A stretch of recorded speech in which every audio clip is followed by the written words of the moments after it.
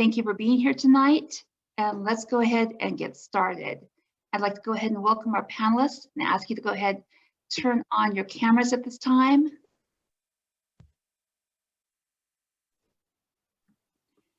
Welcome and thank you for being here. And let's go ahead and jump right into our evening.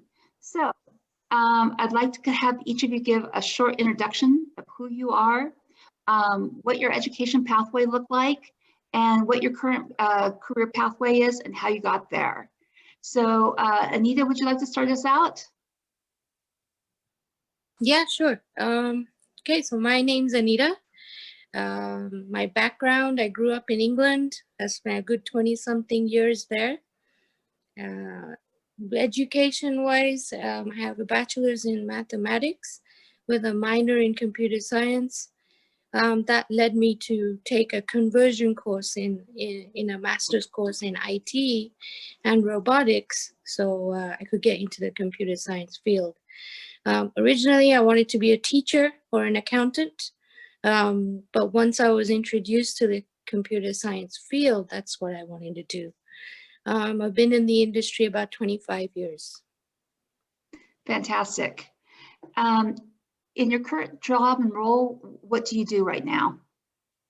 So I've worked up the ranks. I didn't go into IT right away. I had a hiatus, I guess. After I graduated with my master's, the economy wasn't as great as I wanted it to be. So I spent a good 4 or 5 years doing all kinds of jobs just to pay my debts, student loan debts. I was lucky, I got one of those government scholarships, so I got a full ride in my first bachelor's degree, but the IT degree I had to pay for. But the first 4 or 5 years was just doing any kind of job. I kept looking for something, and I got my big break around 20, when I was about 25. And it was for a technical writer, which is somewhat in IT, but not completely. And that's where I started. And then it was, you know, setting up passwords, resetting passwords, fixing people's mouse, keyboards. And that took me through all the ranks to get up to where I am now, which is a senior BI architect for a corporate company. And I deal with their software implementations, develop their systems, project manage different projects that we're working on. So for a layperson like myself, that's not computer savvy and has been forced into learning more computer stuff with the COVID era. So you say that you're managing these teams. So are you writing the code? Are you having your team write the code? What does that look like? It could be either way. It depends on my time. Usually I am the project manager. I have consultants that I work with who specialize in different software systems. But I do support internally, you know, without company. I support all their tickets. We usually have a ticketing system where people put in there, oh, my system's not working. And that takes up half your day, just fixing issues. The rest of the day is usually management, you know, meetings, figuring out ideas, what kind of systems people want to build, their wish list of, you know, this is what I have and this is where I want to go. But yeah, I do development, I do a lot of reporting, and I do have a team that I manage. Fantastic. Thank you so much, Anita. Lori, do you want to jump in next and let us know your story? Sure. So I was born and raised in Visalia, California, proud graduate of Redwood, Blanca. But Christina, my home is actually near El Monte, but they didn't have that school there when I was growing up. So I probably would have said a proud graduate from that area. When I graduated high school, I thought I wanted to be an accountant. Why? Because that's what I had exposure to. My mom worked quite a bit with an accountant named Fred Shaka. And I actually did a paper with him for a high school report, basically talking about career aspirations and what a CPA does. And I thought it was a really stable job to have.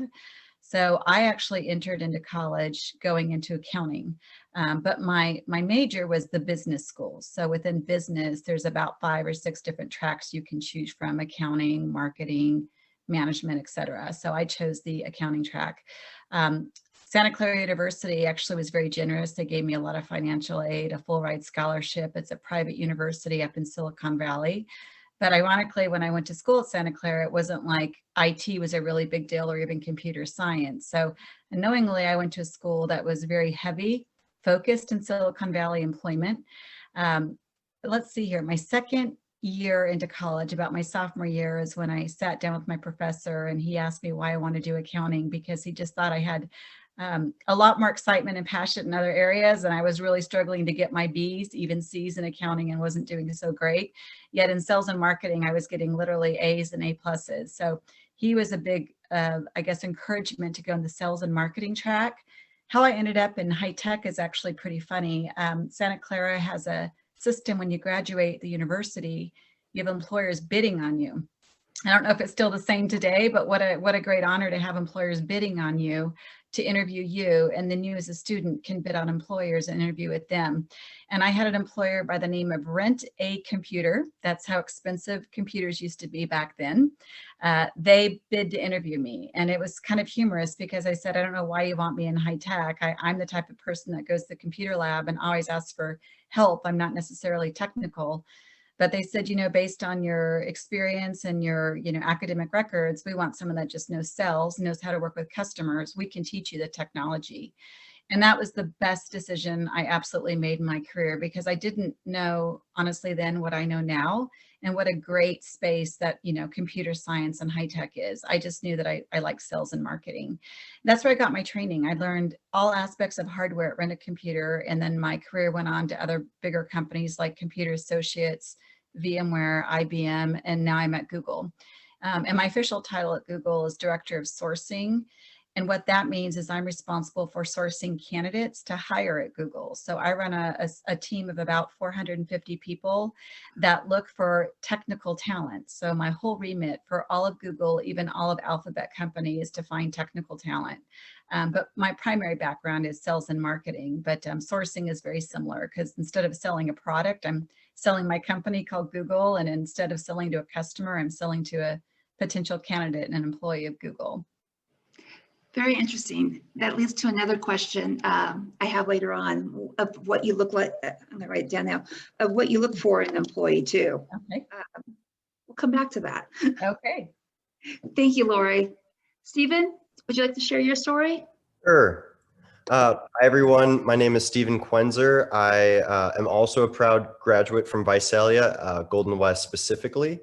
I graduated in 2010, just a little over 10 years ago. Yeah, so my background, I actually always wanted to be an artist growing up, very different from computer science. I was into drawing and things like that. Eventually, I actually got into animation, and then computer animation, which is kind of my transition in computers. I really wanted to work for Pixar eventually.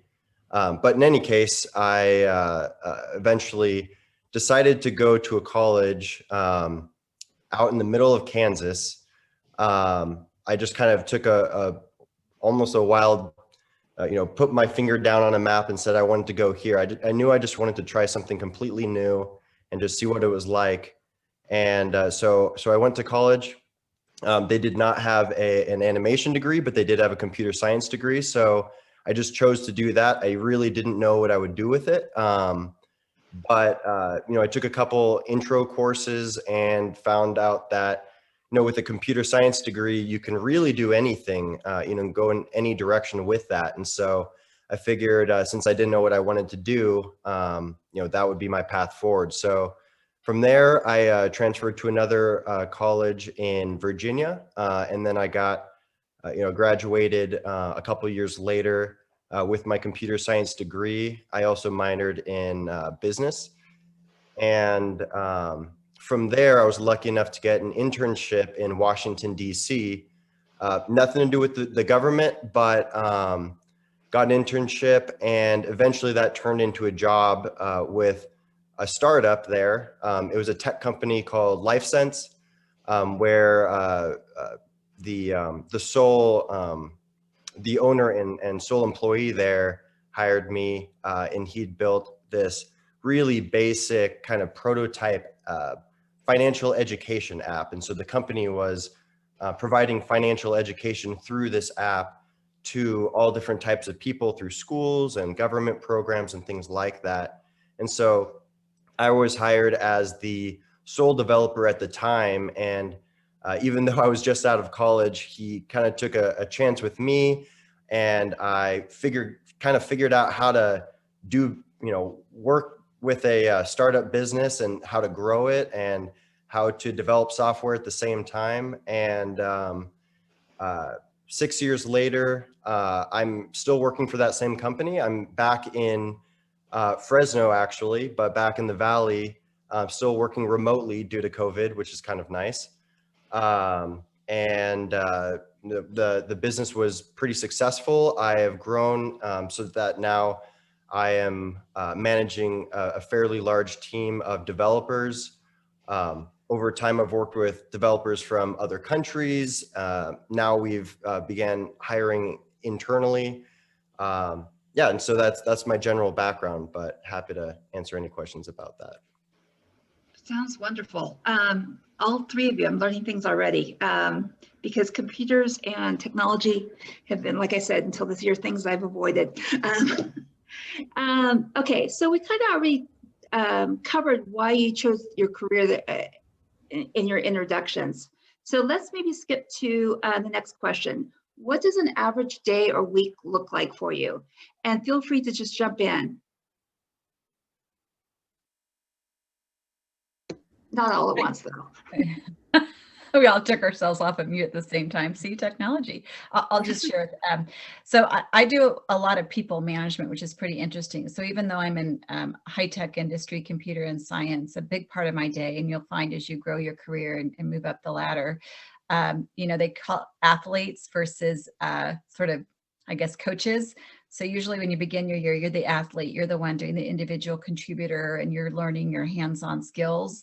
But eventually through time, as you grow up the ladder, you tend to take on more people management, and that's a route you can choose, or it can just be a really high productive IC. So my day is really people management. I have a pretty large org and a lot of people that do like the sourcing or talent acquisition work. So my typical day is I look at metrics. So I first sit down and look at, overall productivity, how we're doing as an organization. And then I meet a lot with managers and a lot of internal key stakeholders and try to understand what we call the SR clarity or the system rec. What do they need in terms of hires? And we just do a lot of capacity planning. So it's not so much related to the computer world per se, but I need to know what type of technical talent and skills that they're looking for so that my team can go out and find the talent and bring them through. So that's just a typical day, a lot of internal meetings and a lot of leading teams. And does your team find talent by going and searching out at other firms that are similar to yours, or do they go to the colleges and try to recruit new graduates? Yes, yes, and yes. So we have university relations where we hire talent right out of the universities.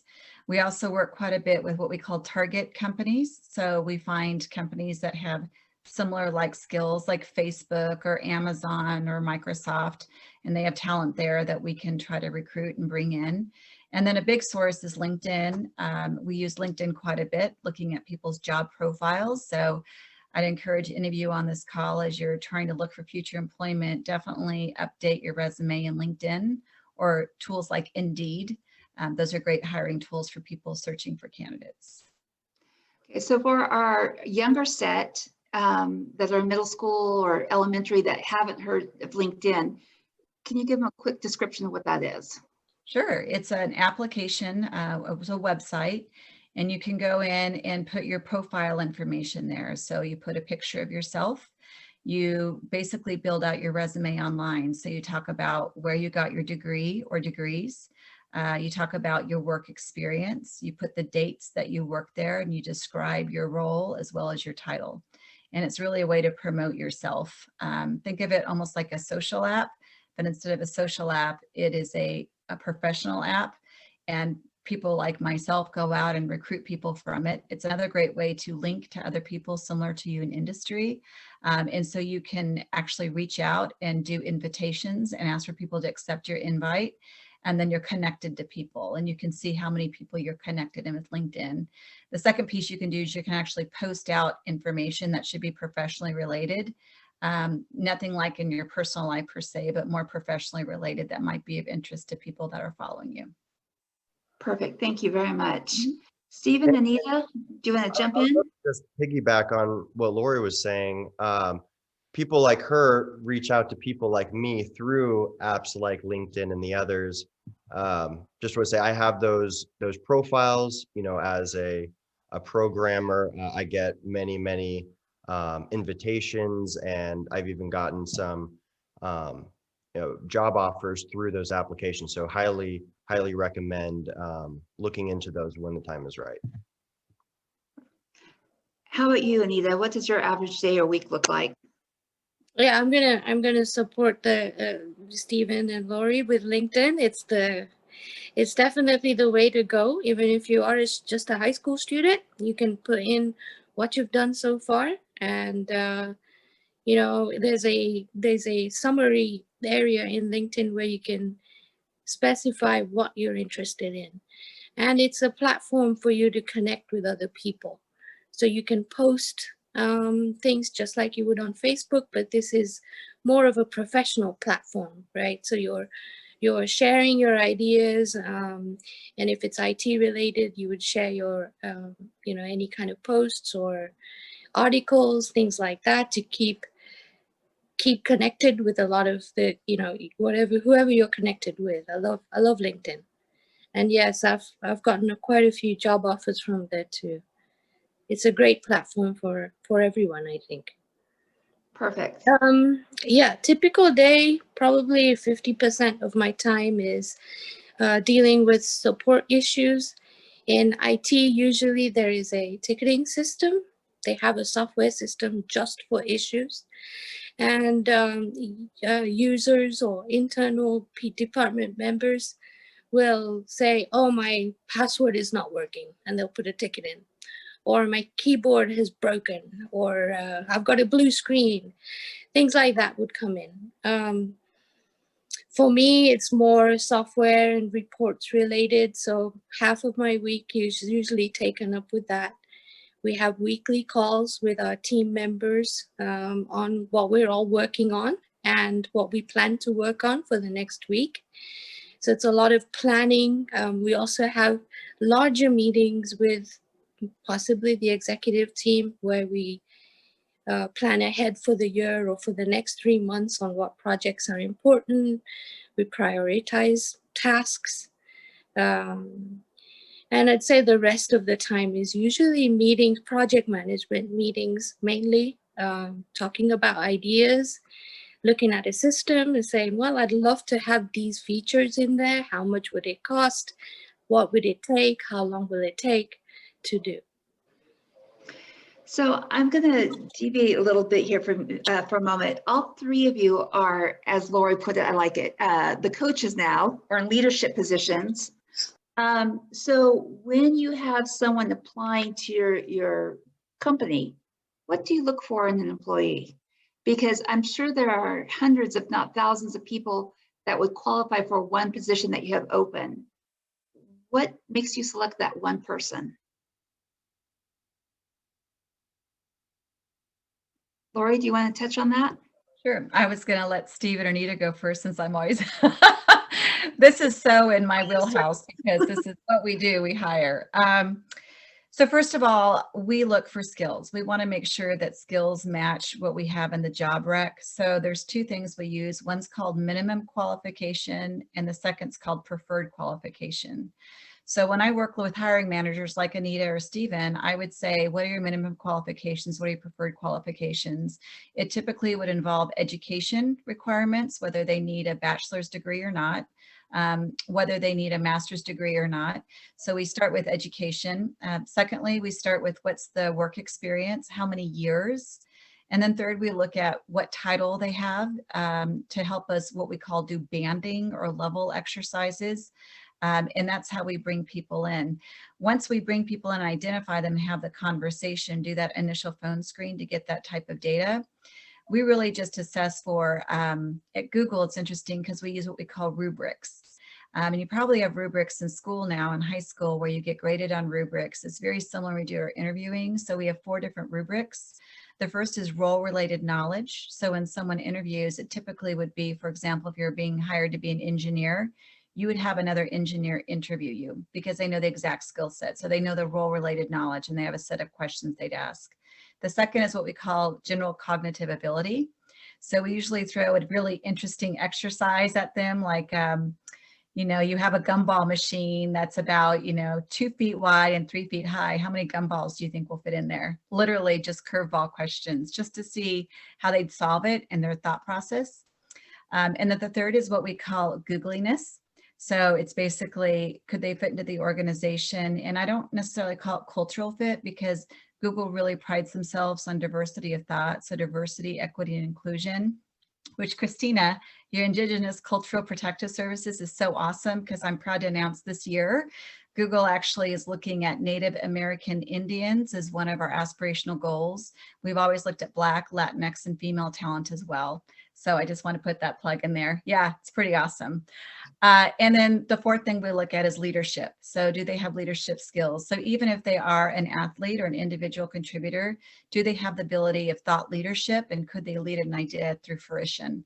So that's what we do. We basically interview on those 4 rubrics, and that's what we look for in our candidates. I'd say on a personal note, when I hire people, I always use sort of these 3 things because it's what I see in myself, but I also, again, appreciate diverse of thought. But I just want to make sure that people have hard work, grit, and determination, that they just have work ethic. That really matters to me, that they have passion to come in. And we have our good days and our bad days. Sometimes we're plugged into work and sometimes we're not. But overall, if you just show hard work, grit, and determination, I think that makes you an excellent employee. That's perfect. Thank you very much. Stephen, how about yourself? What do you look for? Well, definitely agree with everything that was already said. On top of that, just thinking about working with engineers. So, you know, what am I looking for in people that I work with every day and who I'm in charge of?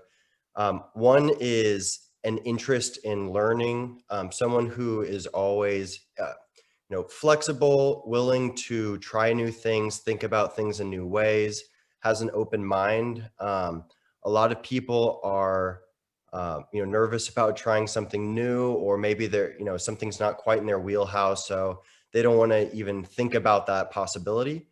But if they're at least willing to try, oftentimes, you know, that can be, you know, it can be produce the best result. And so, especially with technology, which is always changing and evolving, having someone who is also able to change and evolve and be interested in, you know, thinking about the cutting edge, you know, is always a beneficial trait, you know, to look for.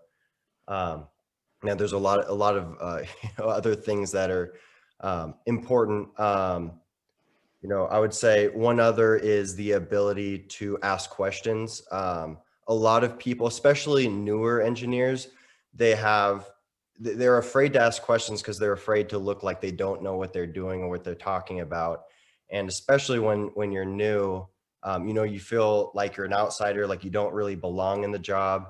But I always know that they don't know everything and they shouldn't know everything, and you're going to learn a lot on the job. And so I always appreciate when, you know, a new hire asks a lot of questions, is not afraid to, you know, sound stupid. And you know, it's also a way for us to make sure that we're, you know, I'll just speak for myself, I'm able to, you know, help them learn as much as possible and be successful in what they are doing. And so it's really a two-way street there. So communication back and forth, that's wonderful. And that's a skill that they can start developing now in school. So Anita, let me twist the question a little for your answer. So we heard from Lori and Stephen on what they'd like to see in an employee. What are the things that you don't want to see in an employee? When you have someone start and you know right away, it's just not going to be a good fit. What are those attributes that people need to avoid? Probably the opposite of not asking questions, right? In IT, there is just so much going on. So the more stupid questions you ask, the better it is for you to learn. Um, Probably soft skills, I would say. You know, customer service skills, because you will be working with other people. If you're in a support role and you're helping people out, how you come across to others, the teamwork, you know, if your teamwork is working well together, but it's the, are you going to be willing to figure out the problem, or just give up, right? And you're looking for things like that. So, but soft skills, I think, is going to be the top of the list, is, you know, being able to work with other people, have the patience to say, okay, we'll get, you know, the service skills. That's what I would say. Perfect. And that makes so much sense. And there's so many things that our students can do while they're in middle school and high school to start developing those skills. I think getting involved in clubs, in different activities on campus, having to work in groups, having to communicate with your teachers. Learning to communicate with your teachers is like communicating with your boss. You have to be able to approach them even when it's uncomfortable, and know it's okay not to have the right answer, that's what they're there to help and support you with. So thank you. Let's go ahead and move on to the next question. So I'm going to aim this more at Anita and Lori. We're seeing more and more women in this field, but when both of you started out, there weren't a lot of women in tech. So what has that journey looked like for you two? Anita, you want to start it out? Yeah, sure. It was a very tough journey for me personally. I would say, I mean, I got into the industry in the mid to late 80s as a student, and about 1992 is when I started in the career industry, and it was very, very difficult. I think about 2 or 3% of people in IT were women. So when you go for any kind of job interview, you know, you just don't get it. You don't get that position. So it was tough getting there. Now I would say about 26% of people are in IT are women, and that's growing. And we have organizations, you know, like Women in Technology. That's a huge organization that's built and grown by ladies in Silicon Valley, and it's a growth and support group for younger girls coming into IT too. But yeah, it wasn't easy. Interviews would be 3 or 4 rounds of interviews and being rejected at the 4th or 5th time. And then once you get the position, if you get the position, I felt like I had to prove things a lot more than I had to, than my opponent. Do you feel that's improved lately? I think so. Yeah, definitely. Sure. Because the recruitment process is a lot more fair. It's a lot more fair than it used to be, because they also look at your skill set, your experience, and everything that Lori has already covered. So definitely, yes, things have improved since then. That's good to hear. And a lot of growth, 3% to 26%. Yeah. We're going the right direction. Absolutely. Lori, what's your take on that? Yeah, so Anita and I entered the workforce about the same time. I graduated Santa Clara University in 91, and you heard my story about Rent a Computer hiring me. I was actually incredibly fortunate. I have a different journey into the technology world because the company that hired me was a woman-owned company. Wow. And she really wanted to create more women in technology. And what an amazing path for me, because I was not a technologist. I was not a computer scientist, and I never would have thought, you know, STEM was even a place for me. I just knew I wanted to do sales and marketing. In fact, I was going to do retail management. There was a whole track for that. And I did my internship actually at Gottschalk's. Is Gottschalk's even in Visalia anymore? No. It doesn't exist anymore. Not I've dated myself, right? But I came back to Visalia, did my internship, and I said, gosh, retail's not for me. So thank goodness her name was Ivy Pun. Thank goodness for her that she recruited me into Rent a Computer. I still say that ironically, I was outnumbered. There were still more men in sales than there were women. So that was my entry in. But again, I was not looking for the industry. The industry found me, and I'm so blessed and grateful that that happened. I would say, as I grew my career, it was more often than not, just like Anita's story, that I was not always put up front for opportunities. There was wording in job descriptions, I look back now, that were probably pretty inappropriate. Words like aggressive, women aren't necessarily aggressive. And even if they're assertive, sometimes it's not a positive trait because they were trying to make you more feminine in qualities. So there's always an imbalance really early on in my career, both by job descriptions and posting, and also honestly, how I think women in general presented ourselves in the way that we wrote our resumes, or the way that we lean in and go for opportunities that maybe we didn't have 100% of the qualifications. Maybe we had 80% and we'd be the ones to say, no, I'm not quite ready for that role. Where we saw, our fellow male colleagues would lean in and say, yeah, I have about 80%, isn't that great? I'm only 20% short. And they would lean in and get the jobs. And then also they would, ask for promotions and ask for pay raises. And I think generically speaking, women just were not doing as much. So it was a very different environment for me. As I grew my career, I found many, many times I literally was the only woman at the table.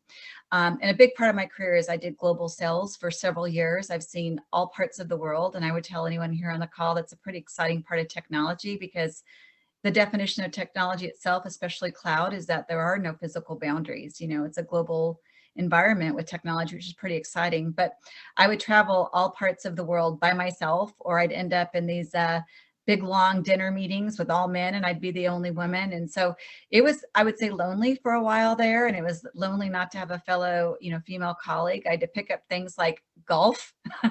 It was a thing that everyone loved to do. They loved to golf. I won't say today that I'm still a very good golfer, but yeah, I learned to golf. So if any of you are planning as female talent coming into the industry, it seems to be this thing. I don't know, Anita, if you still see that, but they love to golf.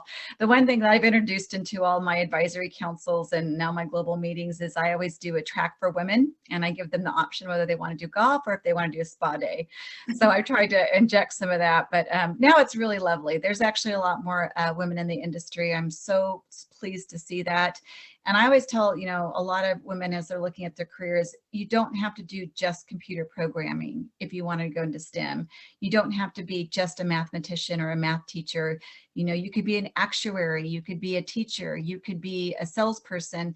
There's so many ancillary careers that are tied to computer science and technology that if you don't think you want to do specifically computer programming or engineering, there's a lot of what I call tertiary opportunities, but in still the high-tech industry. And I think that's also helping bring in more female talent. So I think it's an exciting time to enter the industry, especially as a female. And you'll hear the sayings about breaking the glass ceiling, and that's in a lot of industries, but I think a lot of women have already done it. So it'll be a hopefully easier path for women entering into the industry now. That's perfect. And you touched on something that I think I'd like to ask all of you to comment on. Internships. You said that you did an internship at Gottschalk and decided that you didn't like it. I know I did in college an internship in social work and decided I really didn't like that at the hospital. Can you touch on what kind of internships you did and the importance of internships? Stephen, since we've left you out for a little while here, let's tag you in. Sure. So my first internship out of college was at a company called Sojourners. It's a magazine. It's a social justice magazine. I was on the web team, and I definitely got to experience, just how to kind of run technology in general. They had a website that I was helping support, and so kind of understanding just the mechanics around developing a website and putting it online and things like that. I think almost more important, well, number one, it was in Washington, D.C., where I ultimately ended up working for 6 years. So it kind of took me to a place where I wasn't expecting to be, and kind of trying a larger city, which I'd never lived in. But then also getting to work in an actual work environment as, kind of an employee working alongside other people, and they had different roles. I was on the web team, but I was working with marketing people and others who were helping publish on that website. And so it just gave me a lot of experience kind of in a variety of positions within a company. Perfect. And how about you, Anita? Were you able to do any internships in college? Yeah, I did one internship with a stainless steel sheet metal company, and it wasn't IT related at all. It was more technical documentation and on their safety procedures, and getting that up and running. They didn't have anything implemented at all. That lasted for a few months. It wasn't related, but that took me to a university in England, in Sheffield, where they hired me in their clerical administration department to create a database for student information. So they had it all in an Excel file, and they needed to be able to manage that data and build the reports, be able to search for things. And it was an internship. It was more of a volunteer opportunity, just so I could build up my resume from that.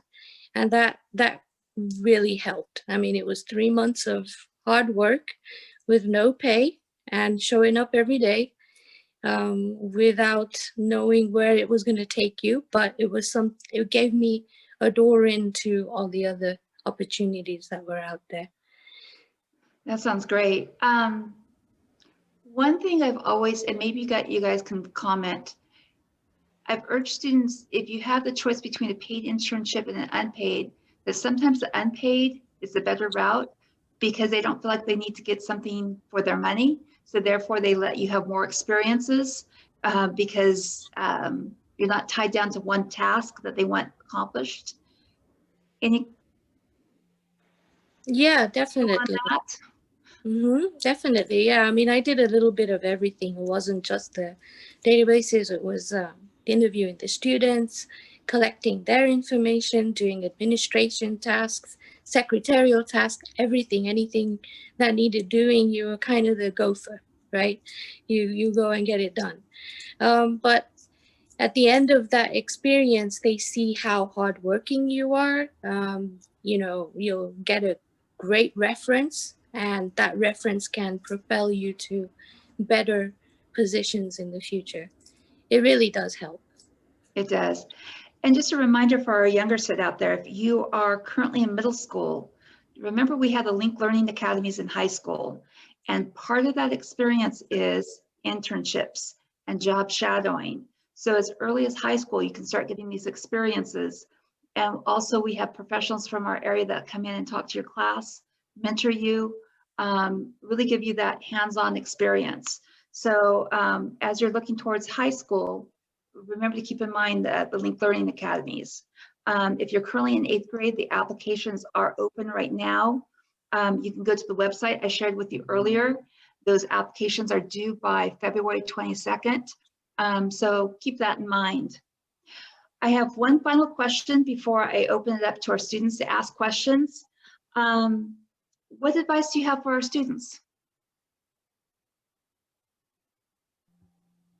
I can get started.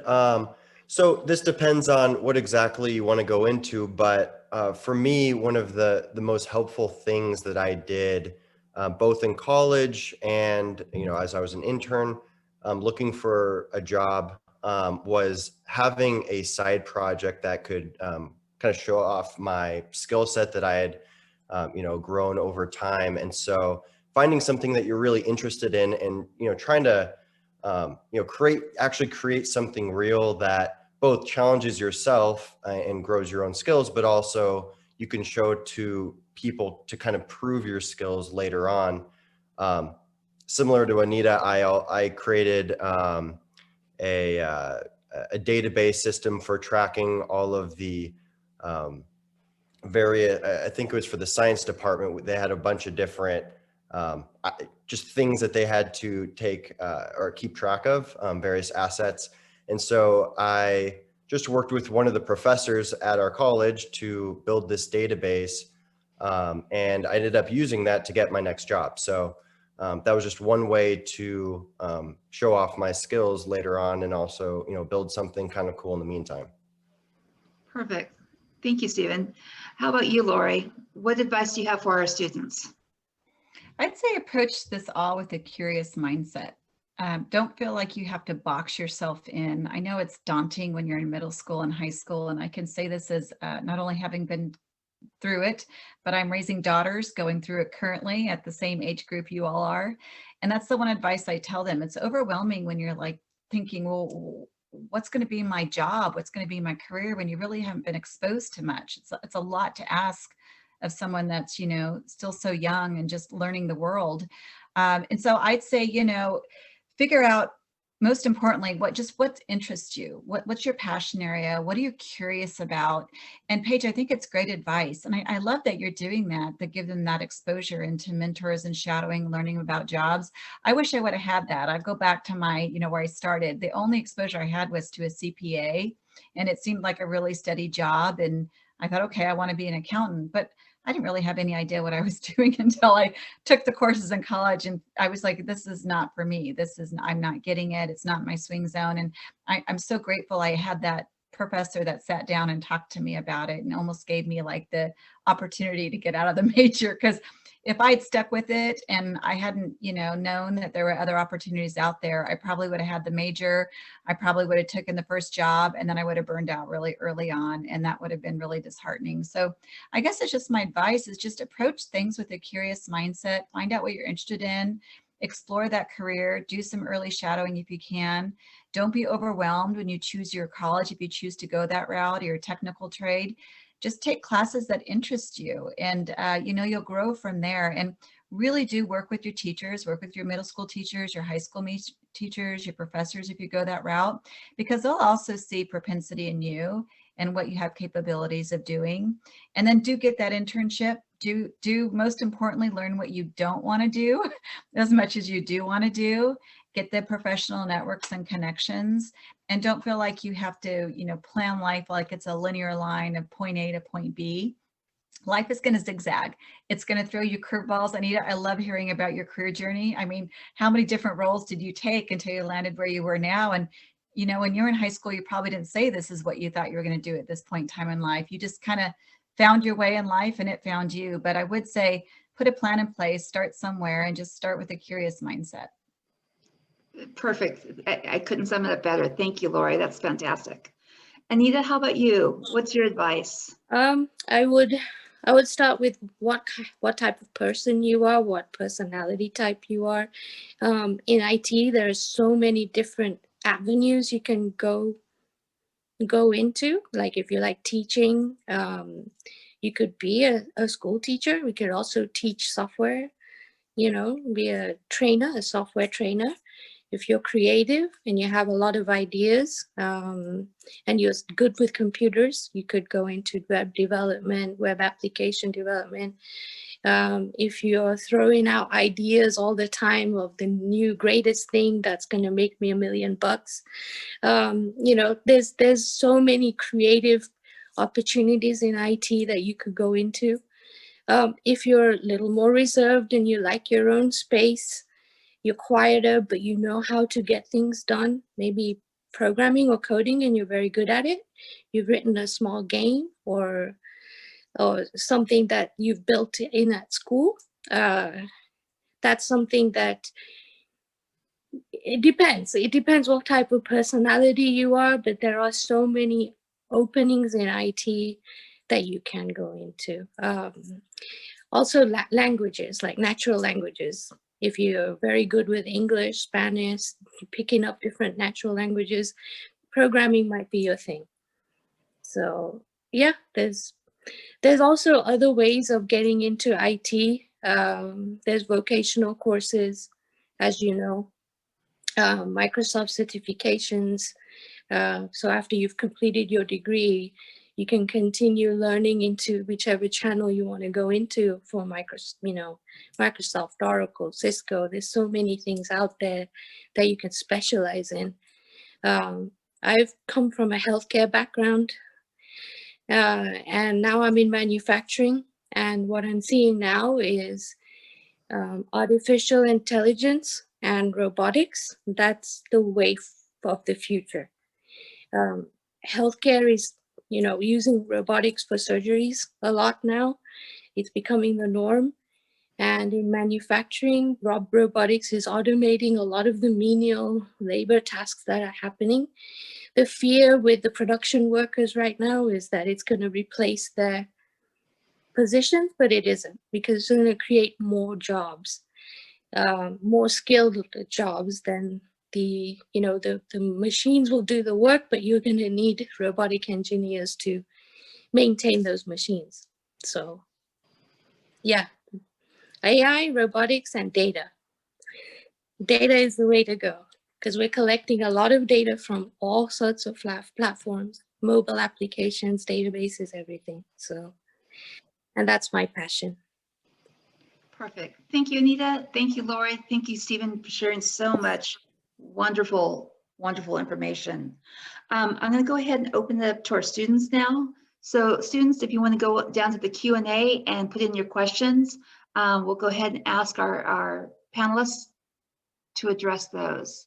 So the first one is, are there any colleges that you would recommend for computer science and engineering majors? So I'll start. Am I correct in assuming almost every college now offers a computer science major of some sort? Okay. Would there be one school that would specialize in particular areas over another that you would recommend? I would just say that although most schools do have a computer science major, it is worth looking into and doing a little bit of research into different areas that some of them specialize in. I know that a lot of the state schools do have great programs. I have friends that went to UCLA and some other state schools that really enjoyed their programs. I went to a very, very small private college. And I was successful in my computer science program, but I looked into it ahead of time.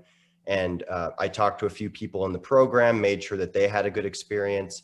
And so just trying to have an idea of what you want to do is a good idea. And then talking to people who are either in that program or graduated from that program is often a good, way to go there. Good advice. Anita, Lori, do you have any recommendations? Well, I didn't go to college here, and I have a senior in high school right now, so I'm still learning about colleges and the actual application process here, so I can't comment. Oh, hang on for the ride, Anita. I have one in college and another on the way, and 2 stepchildren that have graduated, so it's a journey. Wow. I'd say first and foremost, work with your high school counselor.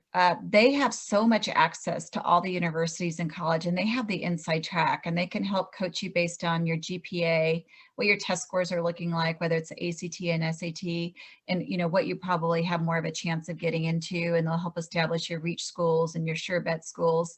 The other resource I use, and this is as a mother, is US News and World Report. If you go on the website and use that US News and World Report, they do an annual survey every year on top colleges by majors, and they'll also coach you about your ability to get into the schools based on your test scores and your GPA and class rank. But I'll put a pitch in for Austin, Texas, because that's where I live now. University of Texas is one of the top computer science schools according to US News and World Report. From a hiring perspective at Google, we try not to put too much focus on the university per se. It's more about how they did as a student, because like you said, Paige, almost every school has a comp sci program now. Agreed. Just a reminder for our 7th through 12th graders, you do have access to californiacolleges.edu. You have an account set up. It does have an area where you can explore all your colleges, and you can mark which colleges that you prefer so that you can come back to those and have discussions with the adults in your life. And like Lori said, your counselor or learning director can sit down and help you find the best fit for you. Our next question is it beneficial to have experiences in multiple careers rather than just one?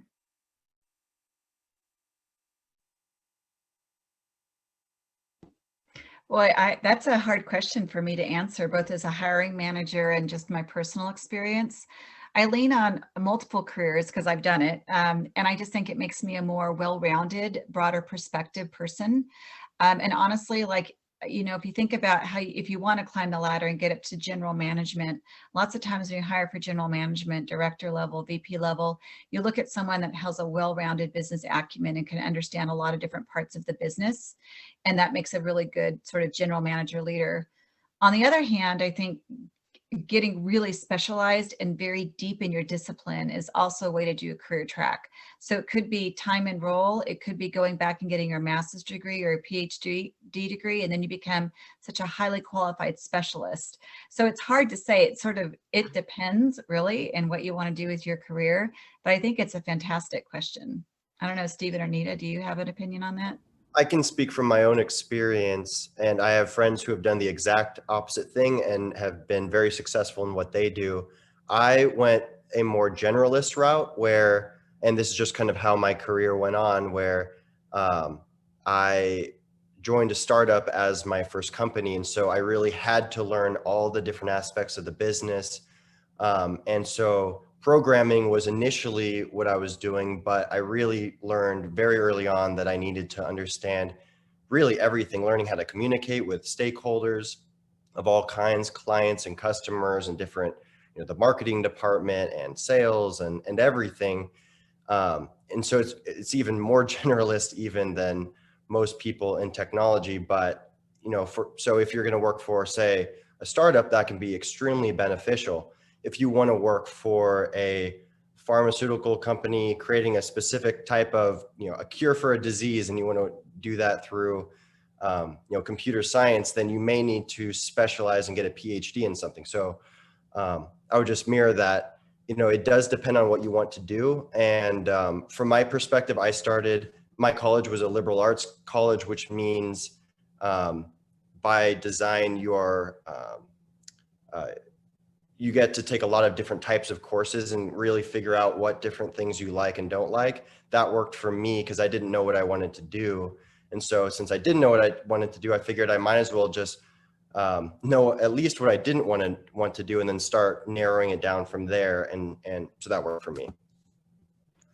I like those words of advice. Sometimes to figure out what you don't like is the best starting spot. And it seems like it's rare now that people stay in the same company their entire career. So students will be expected to probably move to several companies throughout their career. Do we have any other questions from our audience? It's looking a little quiet right now. I'll give it just a minute.